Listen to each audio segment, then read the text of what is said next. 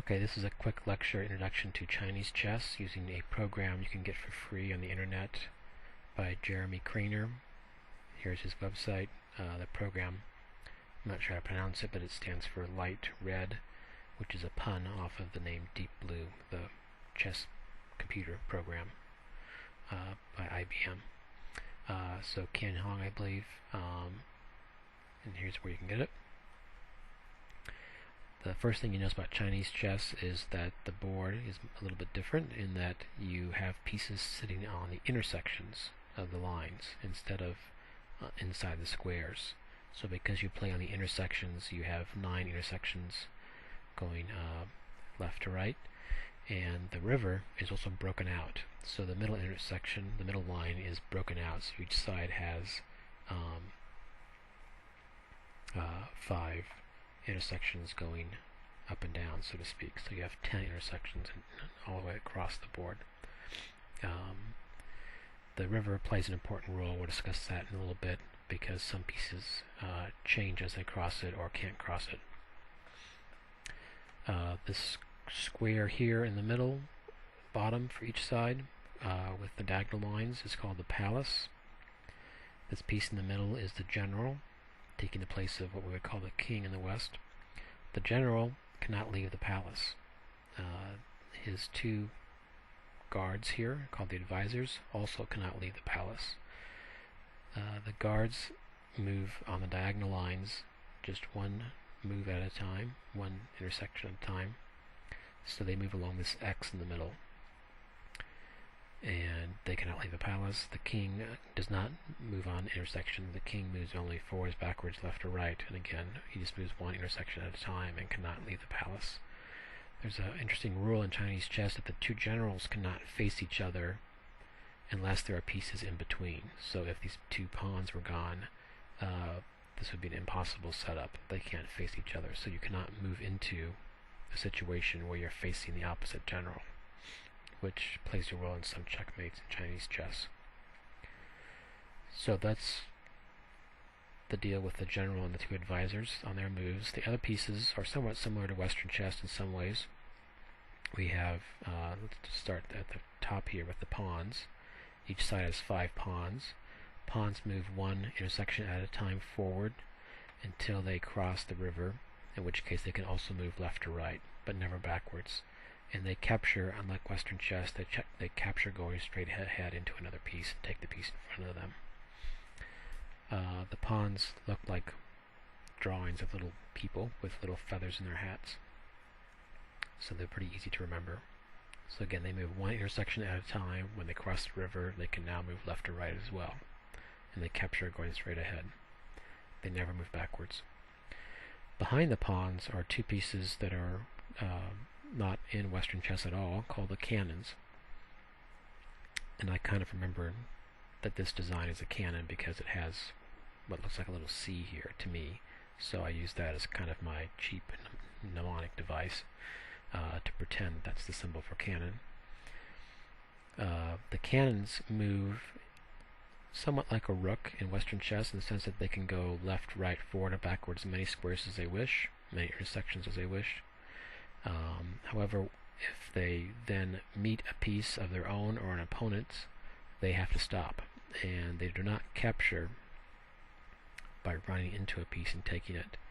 They instead capture by jumping a piece. So this cannon here on the red side could, if he wanted to right now, if it was his turn, slide all the way forward and stop at the next cannon.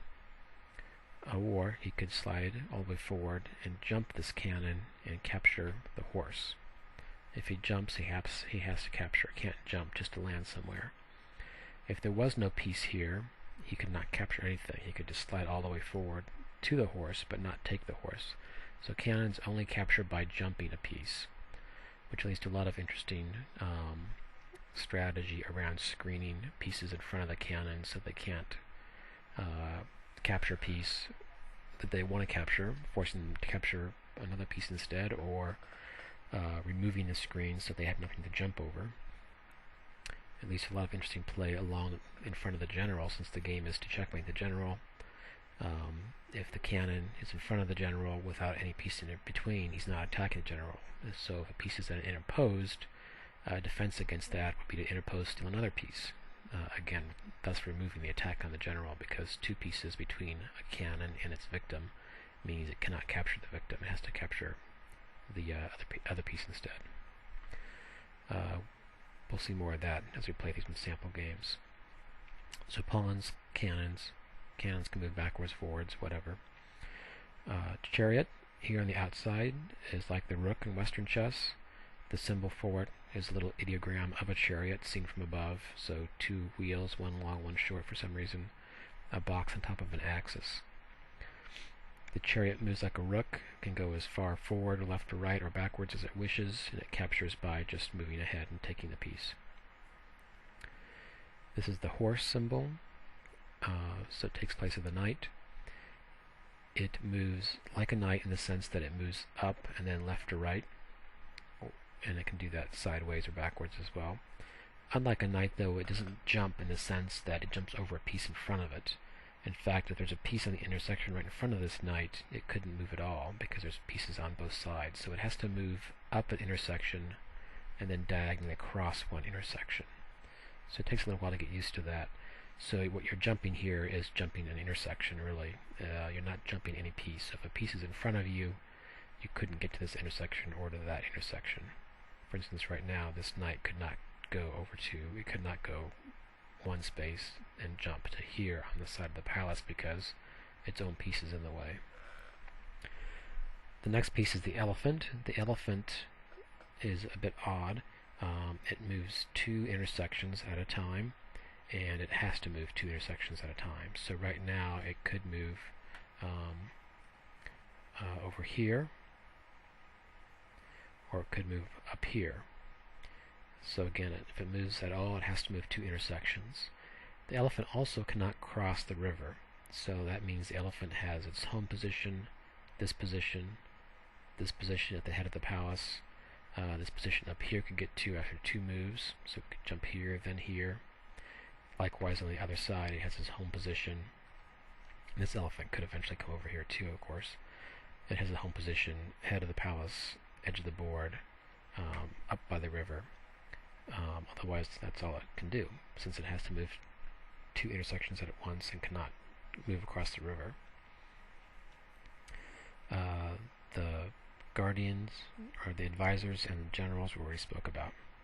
So that's how the pieces move. If it helps you, you can go under options and change the pieces to have them have a more Western look, using Western symbols for the most part. I think it's easier just to learn these pieces this way and play this way.